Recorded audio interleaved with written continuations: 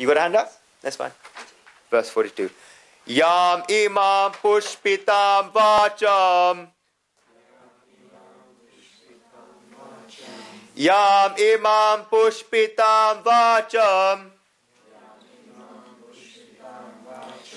Pravadanti avipashta. Pravadanti avipashta. Veda vadarata partha. Veda vadarata partha. Na anyad asti ati vadina. Na anyad asti ati vadina. Kamanatma svargapara. Kamanatma svargapara. Janma karma phala pradam. Janma karma phala pradam. Kriya vishesha bolam. Kriya vishesha bolam. Bhogeshvarya gatim prati. Bhogeshvarya gatim prati. Where's Anuradha? You're going to study Sanskrit, aren't you? Lots of interesting Sanskrit words. So this will give you introduction. You're going to Oxford, aren't you, to study Sanskrit?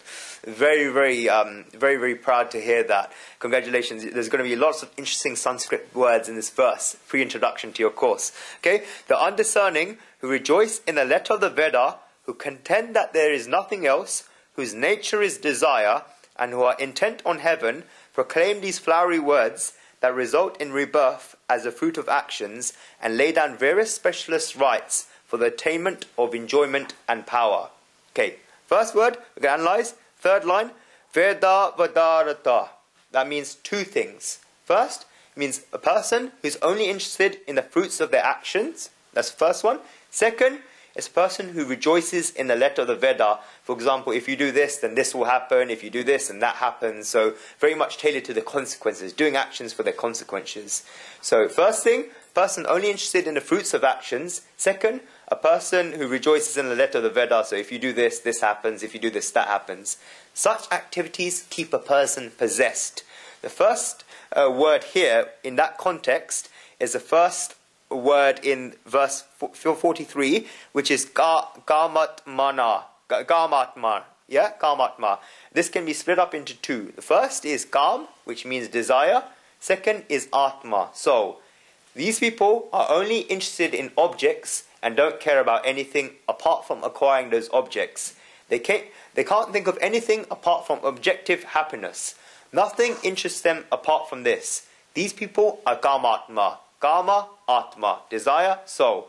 These verses talk about karma, and therefore we want to understand first what karmas are. There's lots of different ways of categorizing karmas which will come up. There's two ways that we want to talk about now. The first one is three types. You've got Shrod karma, Smartha karma, and Dharmic karma.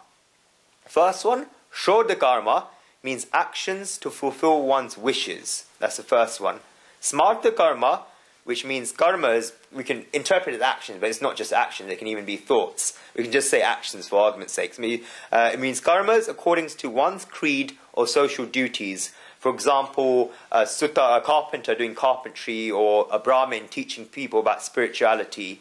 Then you've got dharmic karma, which means fasting, penances, chanting God's names, prayers, rituals, what we're doing right now, Sangatin Karnam, gathering common people for a good cause, for a good noble cause. These are dharmic karma. So kamatma is a person who does these activities only because they're told to, or because they're necessities. The former because they're a requirement, and the latter because they have to do them because they have in order to live. So the first type, to them because they're necessities, they're doing them because of necessities. Firstly, because it's a requirement, and secondly, because they have to do them in order to live. They get stuck into these activities by doing these two things. That's what happens with karmas. These things arise. There's also, thinkers have divided karmas in many ways. If you want to understand them in a different way, we've got 4 types. You've got nitya karma, naimit karma, kamnaya karma, and nishiddha karma.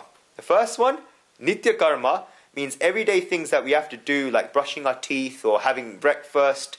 One has to do these things from the day where they were born. For example, eating and sleeping. That's nitya karma.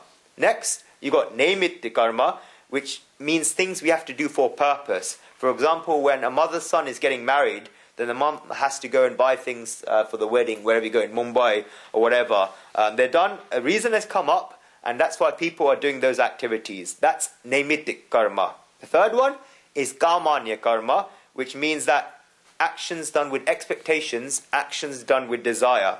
The fourth are nishiddha karma. So that was kamnaya karma. Fourth, nishiddha karma, which is things that one should not do, and yet people are still doing them. For example, when there's a no entry sign on the road, and person shouldn't go ahead, but person still goes ahead. There's many actions in life that people do that they shouldn't do, but they still do it. For example, eating the wrong foods just because they're bad, or for example, having the wrong drinks just because people in their business circle are doing them, or just because people think they're old-fashioned or whatever if they don't do these things. These are actions that we shouldn't do, but we're still doing them. That's nishiddha karma. Shri Krishna is saying in these 2 verses that people that do activities for their fruits, they speak language that sounds flowery and keep people swayed by this. Shri Krishna is trying to take us towards works done without bondage. So we have to understand 2 things in relation to this. First is karma kand, and then you've got karma yoga. Karma kand are rituals, and they're not wrong. They're only wrong when there's an expectation. Karma kand is doing things so that something can happen, but when there's an expectation behind them, then they're wrong. So Krishna turns karma kand into karma yoga, into basically karma yogas are actions which join us with God, whatever you want to call God, or the supreme energy. The actions that join us with God. Mathematically, actions plus expectations are karma kand. Actions minus expectations are karma yoga. Okay? Actions plus expectations are karma kand. Actions minus expectations are karma yoga. So the people that adopt the former, karma kand, think that there's no other goal apart from heaven. They want to just achieve heaven. And we know that when you get heaven, it's a temporary state, because once you use up your punyas, your good karmas, then you go back from heaven to a mortal state, because heaven is subject to the laws of death and rebirth and the laws of birth and death. It's part of the karma cycle. So karma yoga frees us from that cycle. We're going to learn in detail how we're going to get freed from that cycle. Another word, Anuradha, is, and everyone else, is vipashtita, which is in the 2nd line. Vipashtita.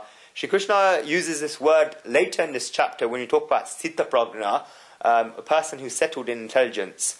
If you split this word up, then it has 3 parts. Vipashtita, vipashtita, vipashtita. Vishpyaya panchita iti vipashtita. It basically means looking at something's characteristics and then thinking about it. Avipashita, which is used in this verse, when you put an A in front of a word in Sanskrit, it means the opposite. It means that this is a person who does not look at something's characteristics and does not think about it. It's someone that doesn't understand something properly. This type of person does things blindly. So the majority of people in the world are avipashita. They just go and do things without thinking and do them just because they're like that. They don't see where their life is going. They just do these actions. Because they live their lives blindly and without thinking, knowledgeable people say that they're exactly like animals on 2 legs. They say, Manushaye ruparem yuga shanti. They're not human beings. What is the definition of a human being? The scriptures have given a very good definition. Manasa karmani sivyati iti manusya. If you want to understand the Sanskrit language, it's so beautiful that each word's meaning will show you it will make you the road clear how to find out the meaning of this. Each word's meaning is so beautiful. It literally means a human being is a person who sows his actions with his thoughts. Think about how carefully you sew clothes. When a person is sewing clothes, if they make one mistake, I haven't sewn since nursery school, but I still remember, if a person makes one mistake, then it's a nightmare. You can't really go back. So a human being is a person who sows his actions with his mind. Is for example, a human being is someone who does something with thinking. Humans should always think, is the thing that I'm doing right? Then if the thing is doing right, only then he will do the activity. This is a human being.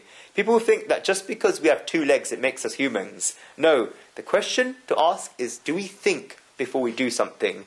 If we do not, then we're not humans. If we do, then we are humans. So Vipassita is a person who does not look at activity, who does not think whether it's right or wrong. Such a person does actions only for their fruits. And drows in the river, they have created to pay for their actions. Because if you wish for the fruits, you've got to pay for it. So what happens to such people? What are the consequences of living a life in this manner? The next verse answered this.